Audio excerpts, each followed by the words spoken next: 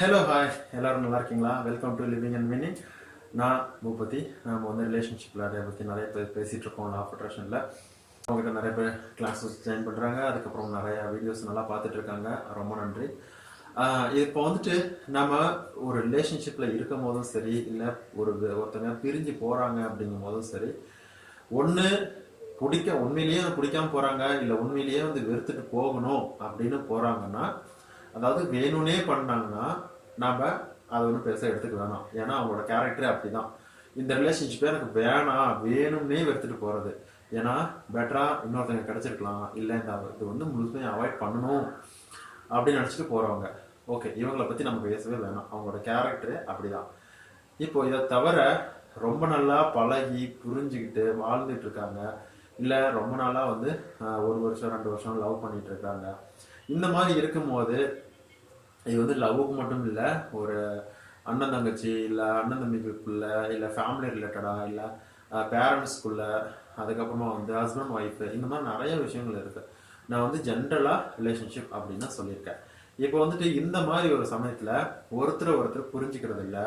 நம்மளோட பார்ட்னர் எப்போவுமே நம்மளை மட்டம் தட்டிக்கிட்டே இருக்காங்க, சண்டை வந்துக்கிட்டே இருக்கு, டீக்ரேட் பண்ணிக்கிட்டே இருக்காங்க.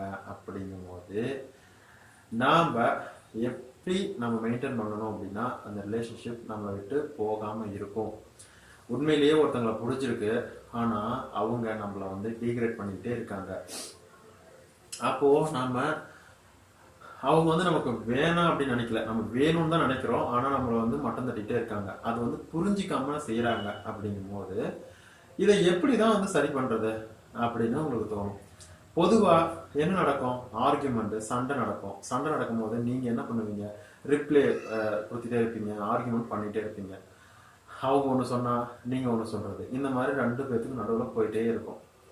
இப்போது ஒருத்தங்க சண்டை போடுறாங்க அப்படின்னா, புரிஞ்சிக்காம சண்டை போடுறாங்க அப்படின்னா ஃபஸ்ட்டு லிசன் பண்ணுங்க. அவங்க சண்டை போடுறாங்க இல்லை ஆர்கியூமெண்ட் பண்ணிட்டு இருக்காங்க அப்படின்னா நீங்கள் எதுவுமே பண்ண வேணாம், ஆர்கியூமெண்ட்ல எதுவும் பண்ண வேணாம், ஜஸ்ட் லிசன் பண்ணுங்க. அப்போ உங்களுக்கு கொஸ்டின் வரும், நான் எதுவுமே பேசக்கூடாதா?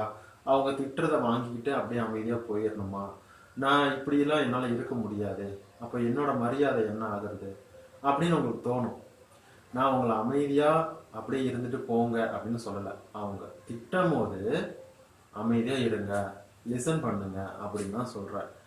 ஏன் அப்படி பண்ண சொல்கிறேன் அப்படின்னா, நம்ம சண்டை போடும் போதும் திட்டும் போதும் ஒருத்தங்க நம்மளை கவனிக்கிறாங்க அப்படின்னா நம்ம சண்டை போட மாட்டோம், ஆர்கியூ பண்ண மாட்டோம். அப்படியே நம்மளையெல்லாம் ஒருத்தங்க கவனிக்கிறாங்களே அப்படின்னு நினச்சிட்டு அந்த சண்டை கோபம்லாம் குறைய ஆரம்பிக்கும். இது எல்லாத்துக்கும் குறையும் சொல்லலை. நான் ஒரு சில பேருக்கு இன்னும் அமைதியாக இருக்காங்கன்னா இன்னும் சத்தம் அதுக்கு போடுவாங்க, சண்டை போடுவாங்க, ஓகே. ஆனால் அந்த டைமில் நீங்கள் ஆர்கியூ பண்ணீங்கன்னு வச்சுக்கோங்களேன், அப்போ என்ன நடக்கும்? அப்போ இன்னும் சண்டை பெருசாக தான் வரும். அப்போது என்ன பண்ணணும் அப்படின்னா, நீங்கள் ஃபஸ்ட்டு லிசன் பண்ணுங்க. அதுக்கப்புறமா அவங்க கோவம்லாம் தணிஞ்சதுக்கு அப்புறமா பொறுமையாக உட்காந்து, எனக்கு ஏன் அப்படி சண்டை போட்ட, என்ன உனக்கு பிடிக்கல, என்ன விஷயம் மாற்றணும் அப்படின்னு சொல்லி உட்காந்து பொறுமையாக பேசுங்க. நீங்கள் உட்காந்து பேசல, நான் லவ் பண்ணுறேன், நான் டிஸ்டன்ஸில் இருக்கேன் அப்படின்னா நீங்கள் ஃபோனில் கூட பேசலாம், சேட்டில் பேசலாம், ஒருத்தருக்கு ஒருத்தர் பேசி புரிஞ்சுக்கலாம். எதுவுமே பண்ணல அப்படின்னா, பண்ண முடியாதுங்க, ரொம்ப தூரத்தில் இருக்காங்க, நம்பரே பிளாக் பண்ணிட்டாங்க அப்படின்னா மன ரீதியாக அதை பண்ணுங்க. இதுக்கு நிறைய மெத்தட் இருக்கு. டெலிபதி இருக்கு, 777 ரைட்டிங் ப்ராக்டிஸு, இந்த மாதிரி நிறைய விஷயங்கள் இருக்கு. லவ் அண்ட் ரிலேஷன்ஷிப்பை பொறுத்த வரைக்கும், லவ் பொறுத்த வரைக்கும் நீங்கள் ரைட்டிங் ப்ராக்டிஸே பண்ணாதீங்க. அது ஏன் அப்படின்னா, அது மற்றவங்களுக்கு தெரிஞ்சது உங்களுக்கு ப்ராப்ளம் வரும் அப்படின்னா நீங்கள் பண்ணாதீங்க, சரியா? அதனால தான் சொல்கிறேன். மற்ற விஷயத்த மனம் ரீதியாக மனசுக்குள்ளே பண்ணுறது, alpha meditation, telepathy, water technique, இந்த மாதிரியான நிறைய மெத்தட்லாம் இருக்கு. அதை ஃபாலோ பண்ணுங்க, கண்டிப்பாக மனசு மாதிரி வருவாங்க. இன்னைக்கு இல்லைனாலும் ஒரு மாசமோ 2 மாசமோ 6 மாசமோ 1 வருஷமோ கண்டிப்பாக அவங்க திரும்பி வருவாங்க. அதுக்காக 6 மாதம் எடுத்துக்குமா, 1 வருஷம் எடுத்துக்குமா அப்படின்னு கேட்காதீங்க. 1 வருஷத்துலயாவது திரும்பி வராங்களே அப்படிங்கிறது தான் பாசிட்டிவ்னஸ். திரும்பியே வரல, அவங்க உங்கள் லைஃப்ல இல்லாமையே போயிட போறாங்க, இனிமேல் உங்கள் லைஃப்ல இல்லை அப்படிங்கிறதுக்கும் அட்லீஸ்ட் 1 வருஷத்துல திரும்பி வராங்க அப்படிங்கிறதுக்கும் வித்தியாசம் இருக்கு. எது உங்களுக்கு சந்தோஷத்தை கொடுக்கும்? 1 வருஷம் ஆகுமா அப்படிங்கிறதா, இல்லை வரவே மாட்டாங்க அப்படிங்கிறதா? 1 வருஷத்துலயா திரும்பி வராங்கல்ல, ஒரு 6 மந்த்ல திரும்பி வராங்களே, நான் வந்து எக்ஸாக்டா 1 இயர் சொல்ல, ஜஸ்ட் எக்ஸாம்பிளுக்கு சொன்னேன். கண்டிப்பா அவங்க வருவாங்க, உங்களை புரிஞ்சுக்குவாங்க. ஓகேவா? ஸோ இப்போ வந்து நிறைய இந்த மாதிரி பிரிஞ்சு போனவங்க என்கிட்ட நிறைய கால் பண்ணி சொல்றாங்க, இந்த மாதிரி நான் திரும்பி வந்திருக்காங்க, இப்போ என்கிட்ட பேசுறாங்க, என்ன பண்றது, எப்படி பேசுறது அப்படின்னு. ஸோ அவங்களுக்கு எல்லாத்துக்குமே நான் வந்து விளக்கம் கொடுத்துக்கிட்டு தான் இருக்கேன். உண்மையிலேயே ஒருத்தவங்க வந்து பிடிச்சிருந்து திரும்பி வராங்கன்னா அவங்க கிட்ட நம்ம ரெஸ்பான்ஸ் பண்ணலாம். அதாவது வேணும்னே சண்டை போட்டு பிரிஞ்சு போறவங்க பத்தி நான் கவலைப்பட வேணாம் அப்படின்னு ஃபர்ஸ்டே சொல்லிட்டேன். அவங்கள பத்தி நம்ம பேச போறதே கிடையாது. புரிஞ்சிக்காம சண்டை போடுறாங்க, புரிஞ்சிக்காம பிரிஞ்சு போறாங்க அப்படின்னா அவங்கள பத்தி தான் பேசியிருக்கோம். ஸோ ரிலேஷன்ஷிப்ல வந்து சாரி லா ஆஃப் அட்ராக்ஷன்ல வந்து ரிலேஷன்ஷிப் மட்டும் இல்லை, மன ரீதியாக நம்ம வந்து நிறைய விஷயத்தை அட்ராக்ட் பண்ண முடியும்.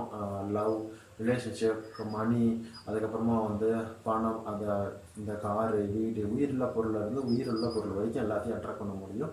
ஸோ நீங்கள் வந்துட்டு ஜஸ்ட் நீங்கள் ஃபாலோ பண்ணுங்கள், கண்டிப்பாக உங்களுக்கு நடக்கும். என்னோட வாட்ஸ்அப் நம்பர் டிஸ்கிரிப்ஷனில் இருக்குது. நீங்கள் உங்களோட சக்ஸஸ் ஸ்டோரிஸ் ஏதாவது இருந்தது அப்படின்னா நீங்கள் ஆடியோ ஃபார்மேட்டில் சென்ட் பண்ணலாம். அதுக்கப்புறமா அவங்களுக்கு ஏதாவது டவுட் இருந்ததுன்னா நீங்கள் கமெண்ட்டில் கொடுங்க. முக்கியமாக லைக் பண்ணிட்டு ஷேர் பண்ணுங்கள், சப்ஸ்கிரைப் பண்ணிவிட்டு பக்கத்தில் இருக்கிற பெல் ஐக்கான் கிளிக் பண்ணுங்க. ரொம்ப நன்றி.